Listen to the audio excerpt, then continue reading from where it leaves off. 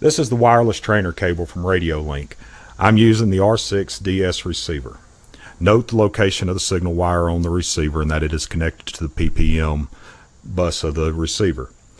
Check your specific receiver documents for proper wire location. Other compatible receivers besides the R6DS that I'm using includes the R6DSM and the R12DSM. The trainer cable can be used with any RadioLink transmitter. Refer to your transmitter's manual for specific instructions. This tutorial only applies to the AT9S Pro radios. Check to make sure that your radio has the latest software update available. Go into Parameters. Down at the bottom it'll give you the version number. Transfer all of the settings from your model. Set reverse, endpoint, sub-trim, switch assignments, dual rates, and expo to the trainer radio.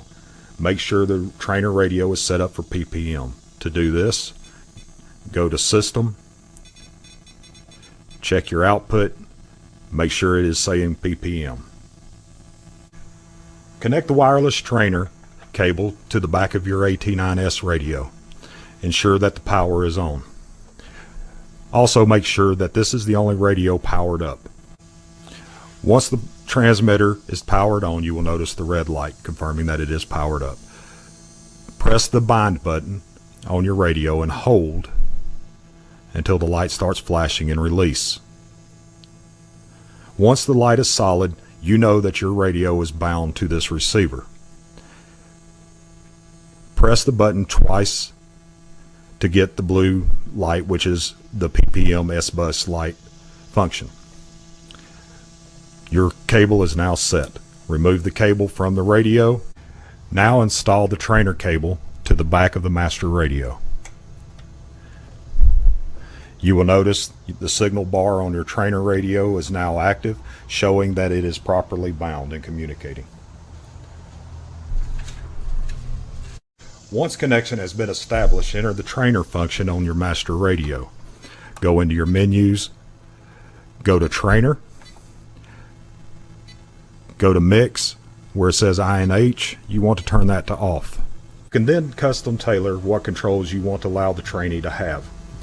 Set the mode to either trigger to use the trainer switch as an on-off switch, or hold where you hold the switch for trainer mode and release the switch to resume master control. Exit the setting menus to your main screen. From your main screen, press End one time to enter your servo function. Pull the H switch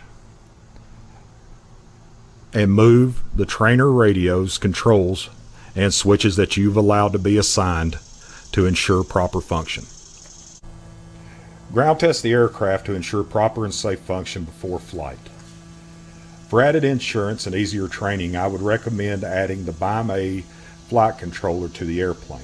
With the BIMA flight controller, it has the function to limit roll and elevator rates, and it will allow the student to transition quickly to fly on their own.